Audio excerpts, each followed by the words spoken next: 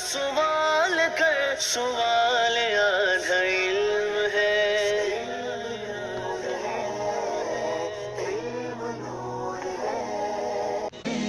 الحمد للہ رب العالمین والصلاة والسلام علی سید الانبیاء والمرسلین، اما بعد فاعوذ باللہ من الشیطان الرجیم، بسم اللہ الرحمن الرحیم۔ الحمد للہ عز وجل، ہم قواعد فقہیہ پڑھ رہے ہیں۔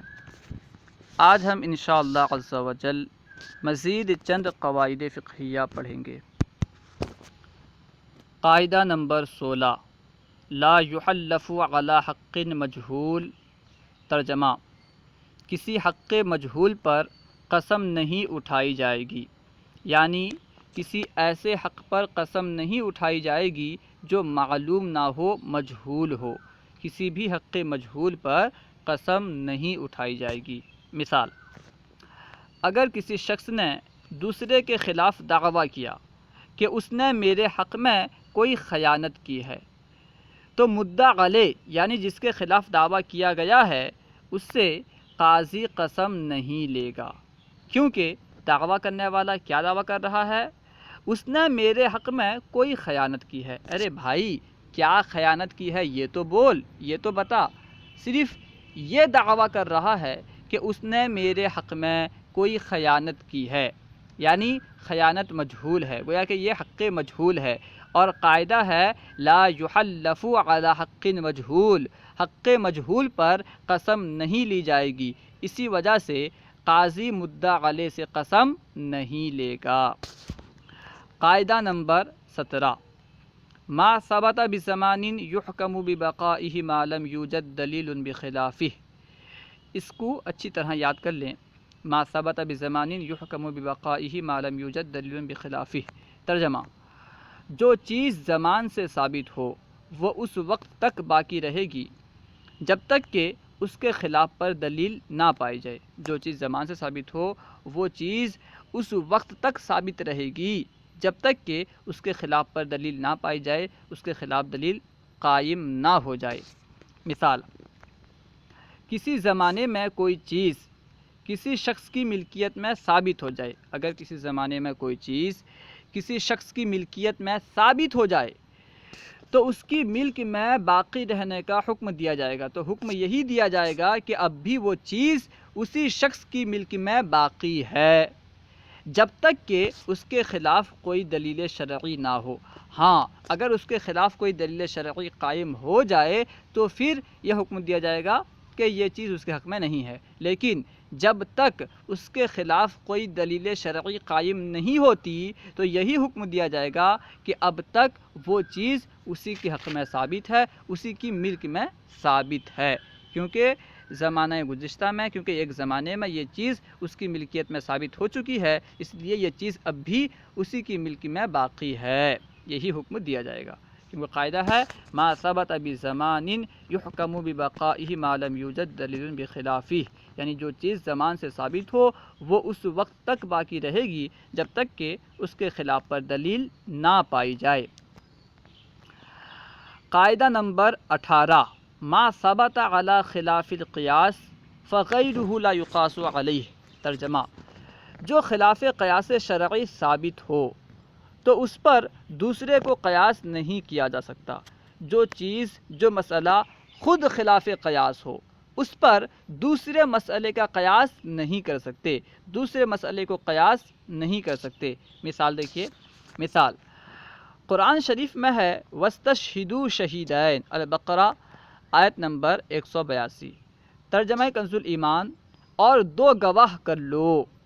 لیکن حدیث شریف میں ہے کہ نبی مختار صلی اللہ تعالی علیہ وسلم نے صرف ایک صحابی حضرت خزیمہ رضی اللہ تعالی عنہ کی گواہی کو قبول فرمایا، لیکن چونکہ یہ خلاف قیاس ہے، کیونکہ قرآن پاک حکم دے رہا ہے کہ 2 گواہ کر لو، وَاسْتَشْهِدُوا شَهِیدَینِ، اور نبی پاک صلی اللہ تعالی علیہ وسلم ایک گواہ کی گواہی کو قبول کر رہے ہیں، ایک صحابی حضرت خزیمہ کی گواہی کو قبول کر رہے ہیں، تو یہ کیا ہے؟ خلاف قیاس ہے۔ لہٰذا اس پر قیاس کرتے ہوئے دوسرے کے لیے یہ جائز نہیں کہ صرف ایک شخص کی گواہی پر اکتفا کرے، کیونکہ نبی پاک صلی اللہ تعالی علیہ وسلم کو اختیار تھا، آپ مالک و مختار ہیں، جس کے لیے جو چاہیں ثابت کر دیں، جس کی گواہی کو چاہیں 2 کے برابر قرار دیں، 4 کے برابر قرار دیں، ٹھیک ہے، آپ کو اختیار تھا، اسی وجہ سے آپ صلی اللہ تعالی علیہ وسلم نے حضرت خزیمہ کی گواہی کو 2 لوگوں کے برابر قرار دیا۔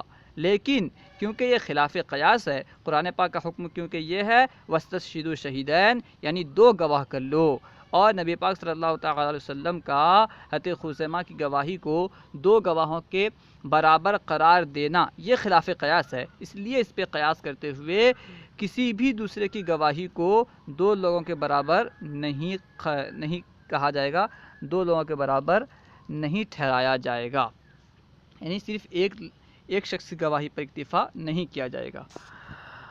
قاعدہ نمبر 19، ما جاز بعذر بطل بزوالہ، ما جاز بعذر بطل بزوالہ۔ ترجمہ، جو کسی عذر کے سبب جائز ہو جائے تو اس عذر کے ختم ہوتے ہی باطل ہو جاتا ہے۔ جو چیز کسی عذر کے سبب، کسی عذر کی وجہ سے جائز ہو جائے، یعنی اصلاً وہ جائز نہ ہو، کسی عذر کی وجہ سے وہ جائز ہو جائے تو عذر کے ختم ہوتے ہی وہ چیز بھی جائز نہیں رہے گی، اس کا جواز جو ہے ختم ہو جائے گا۔ مثال نمبر 1، پانی نہ ہونے کے عذر سے تیمم جائز قرار دیا گیا ہے، یعنی پانی نہ ہونے کے عذر کے سبب تیمم جائز قرار دیا گیا۔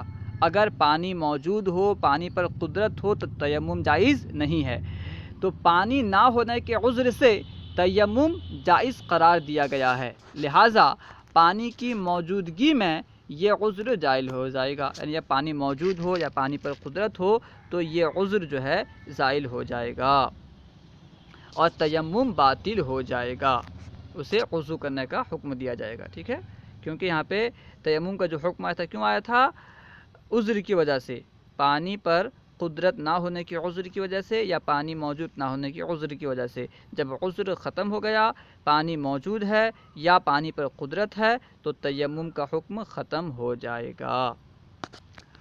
مثال نمبر 2، شریعت نے عذر صحیح کے سبب فرض نماز بیٹھ کر پڑھنے کی اجازت دی ہے۔ اگر صحیح عذر ہو، یعنی بندہ کھڑا نہ ہو سکتا ہو، اگر صحیح عذر ہو تو شریعت نے فرض نماز بھی بیٹھ کر پڑھنے کی اجازت دی ہے، لہٰذا عذر کے زائل ہوتے ہی بیٹھ کر فرض نماز پڑھنے کا جواز باطل ہو جائے گا۔ جب وہ عذر ختم ہو جائے بیٹھنے کے لیے، یعنی بیٹھ کر فرض نماز پڑھنے کے لیے جو عذر ہے، جب وہ عذر ختم ہو جائے تو پھر بیٹھ کر فرض نماز ادا کرنے کی اجازت نہیں ہوگی، اسے کھڑے ہو کر فرض نماز ادا کرنا ہوگا۔ قاعدہ نمبر 20، ما حصل بسبب خبیث فالسبیل رده، ٹھیک ہے، ما حصل بسبب خبیث فالسبیل رده۔ ترجمہ، جو غیر شرعی ذریعے سے حاصل ہو اسے واپس کیے بغیر چارہ نہیں۔ جو چیز غیر شرعی طریقے سے حاصل ہو اس کو واپس کرنا ہوگا۔ پہلی مثال، جو پیسہ سود کے ذریعے حاصل کیا جائے اس کا لوٹا دینا فرض ہے، کیونکہ یہ غیر شرعی طریقے سے حاصل ہوا ہے۔ جو پیسہ سود کے ذریعے سے حاصل ہوا اس کا لوٹانا کیا ہے؟ فرض ہے، کیونکہ یہ غیر شرعی طریقے سے حاصل ہوا ہے۔ اور قاعدہ ہے ما حصل بسبب خبیث فالسبیل رده۔ دوسری مثال، بیع فاسد کے ذریعے حاصل ہونے والا مال بھی لوٹانا ضروری ہے، کیونکہ بیع فاسد اصل میں بیع ہی نہیں ہے، یعنی بیع فاسد جو ہے یہ بیع کامل کی طرح نہیں ہے، اسی وجہ سے بیع فاسد کے ذریعے سے جو مال حاصل ہوتا ہے اسے لوٹانا ضروری ہوتا ہے، کیونکہ قاعدہ ہے ما حصل بسبب خبیث فالسبیل رده۔ تیسری مثال، چوری کے ذریعے حاصل ہونے والا مال بھی لوٹانا ضروری ہے۔ جو مال چوری سے حاصل ہوا، چوری کے ذریعے حاصل ہوا، اسے بھی لوٹانا ضروری ہے، کیونکہ جو خبیث ذریعے سے حاصل ہو اسے لوٹانا ضروری ہے، اسے لوٹائے بغیر چارہ نہیں۔ ما حصل بسبب خبیث فالسبیل رده۔ اللہ ورسولہ اعلم۔